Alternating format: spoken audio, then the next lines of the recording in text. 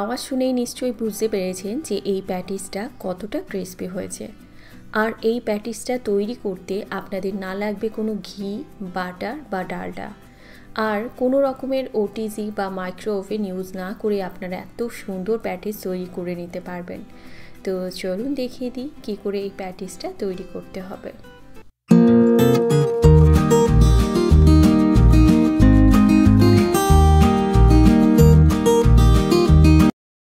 সবার প্রথমে আমি একটা ডো তৈরি করব। এখানে 2 কাপ ময়দা, একটু নুন দিয়েছি, একটু চিনিও দিয়েছি, ওটা আমার অফ ক্যামেরায় দেওয়া হয়ে গেছে। তো ভালো করে মিশিয়ে এবার এর মধ্যে দিচ্ছি 2 টেবিল স্পুন মতন সাদা তেল। তেলের মাপটা খুব ইম্পর্টেন্ট এই স্ন্যাক্সটার ক্ষেত্রে।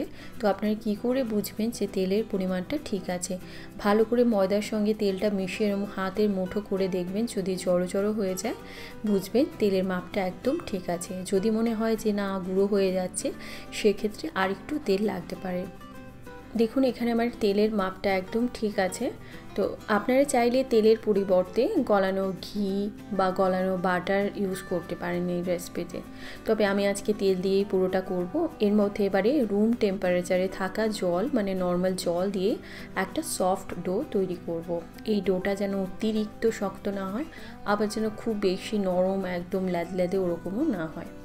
একদম সময় ধরে সুন্দর করে মাখিয়ে নিয়েছি। দেখুন আপনারা দেখিয়ে বুঝতে পারছেন ডোটা একদম সুন্দরভাবে রেডি হয়েছে। এবারে একটা ভেজা কাপড় দিয়ে আমি ঢেকে রাখবো যাতে উপরটা ড্রাই না হয়।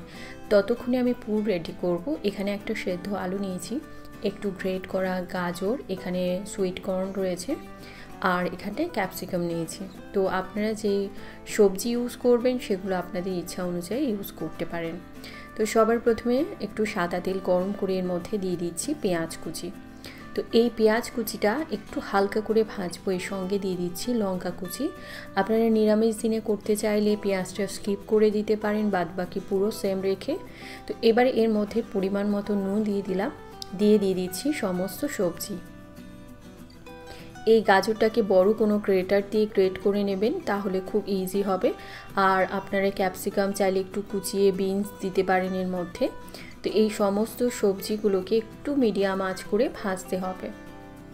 তো ভালো করে মিশিয়ে নিচ্ছি। আমি আজকে যে এই পুরটা তৈরি করব, এই পুরটা না খুব টেস্টিভাবে বানাবো। এই পুরটা টেস্টি হলে আর আপনাদের এই প্যাটিসটাও খেতে ভীষণ ভালো লাগবে। তো এই পুরটা না নর্মাল পুর থেকে একটু আলাদা। আপনারা আমি যেভাবে বলছি সেমভাবে করবেন। তো আপনাদের কাছে যদি সুইট কর্ন না থাকে আপনারা এটা স্কিপ করতে পারেন, কোনো অসুবিধা নেই। এবার এর মধ্যে একটা মিডিয়াম সাইজের সেদ্ধ আলু হাত দিয়ে এরকম গুঁড়ো করে দিয়ে দিলাম।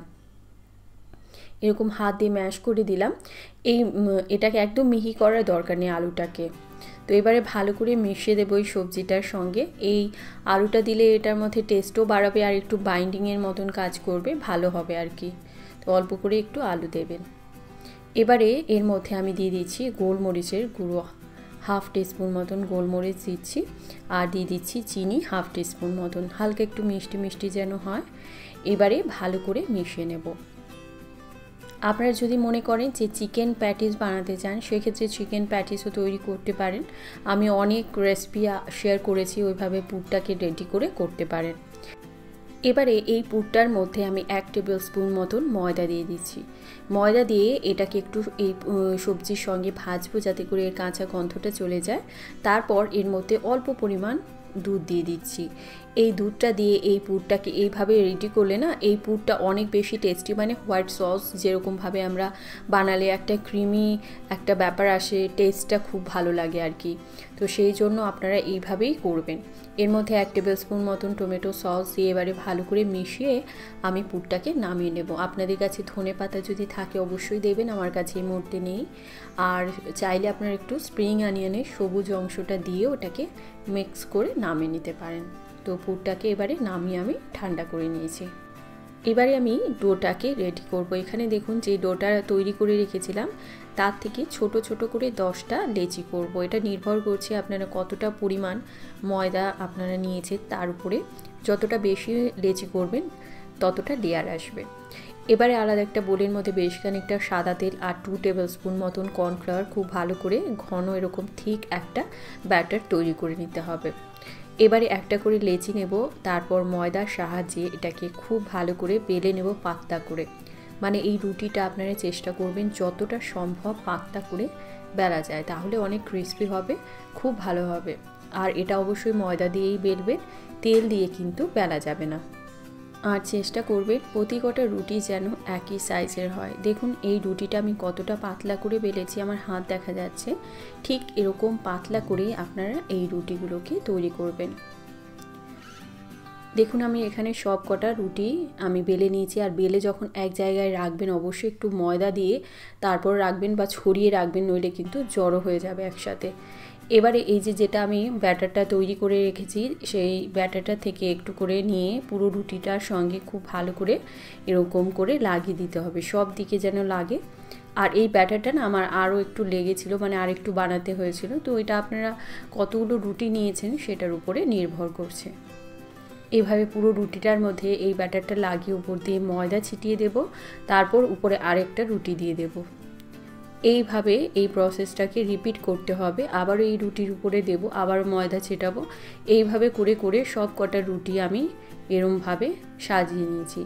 সবার উপরে রুটিটার উপরেও আমি আর একটুখানি এই ব্যাটারটা লাগিয়ে দিলাম, আর একটু ময়দা ছিটিয়ে দেব। তারপর আমি যেভাবে এটাকে রোল করছি আপনারাও সেমভাবে রোল করে নেবেন। আর যদি মনে হয় রুটিটা একটু ছোট বড় আছে, সেক্ষেত্রে আপনারা হাত দিয়ে টেনে টেনে একটু বড় করে নেবেন। ওটা একটু কম বেশি হয়েই যায়, ওতে কোনো ব্যাপার না। এইভাবে আমি এটাকে রোল করে নিলাম। দেখুন বেশি একদম চেপে দেবেন না, হালকা হাতেই করবেন কাজটা। এবারে আমি এই যে সাইডের যেইগুলো বাড়তি মনে হচ্ছে সেগুলোকে আমি এরকমভাবে কেটে দেব। প্রথমে আমি যতটা আপনারা লেচিটা কতটা বড় করতে চান সেটা বুঝে কেটে নেবেন। আর এই ধারের অংশ যেটা, সেটাকে আমি সরিয়ে দিচ্ছি। দেখুন এভাবে সরিয়ে দিলাম। এর ধারের অংশটা আপনারা ফেলবেন না, এটাকে আপনারা ভেজে নিলে নিমকির মতন খাওয়া যায়, খাস্তা হয়, ভালো লাগে। তো এইভাবে একটু চ্যাপটা করে তেলে ভেজে নেবেন একদম ধারের অংশটা। আর এই লেচিগুলোর মধ্যেই আপনারা দেখতেই পাচ্ছেন যে কি সুন্দর লেয়ার এসছে। তো এই কাজটাকে একদম হালকা হাতে করতে হবে, যেন বেশি একসঙ্গে জড়ো না হয়ে যায়। হালকা হাতে এরকম প্রেস করে দেবেন। তারপর এই যে এর মধ্যে লেয়ারগুলো দেখা যাচ্ছে, সেইভাবে আপনাদের প্রতি কটা লেচিকে প্রথমে তৈরি করে নিতে হবে। দেখুন এবার একটা করে লেচি নিয়ে তারপর আপনারা এরকমভাবে হালকা হাতে এটাকে বেলে নিতে হবে। চাইলে আপনারা একটু ময়দা ব্যবহার করতে পারেন, তবে তেল কিন্তু দেওয়া যাবে না। আর এটার একটা পিঠেই বেলতে হবে, দু পিঠে বেললে কিন্তু লেয়ারগুলো নষ্ট হয়ে যাবে। তো দেখুন এটাকে একটু মোটা করে বেলতে হবে, যেরকম লুচি করি তার থেকে একটু মোটা করে এই রুটিটাকে বেলতে হবে। তো দেখুন যেই পিঠে আমি বেলেছি সেই পিঠের লেয়ারটা বেশি বোঝা যাচ্ছে, সেই পিঠটাকে আমি ঘুরিয়ে উল্টো পিঠে পুরটাকে দিতে হবে। যতটা বড় সাইজ করেছেন সেটা বুঝে পুরটা দেবেন। এবারে সাইড দিয়ে আমি একটু জল লাগিয়ে দেবো, যাতে করে এটা খুলে না যায়, সেই জন্য চারিদিকে একটু করে জল লাগিয়ে দিতে হবে। এবারে এটাকে এরকমভাবে আমি ফোল্ড করে দেবো, যেরকমভাবে আমরা পুলি পিঠে তৈরি করি ঠিক ওরকমভাবে। দেখুন এটার প্রতি কটা লেয়ার এখনই বোঝা যাচ্ছে। তো এইভাবে এবারে আমি সিল করে দেব, পুরটাকে ভেতরের দিকে ঠেলে দিয়ে ভালো করে সিল করে দেব, নইলে তেলে গেলে কিন্তু এটা খুলে যেতে পারে। তো এটার ধারের অংশটাকে আমি এরকমভাবে সিল করে দেব।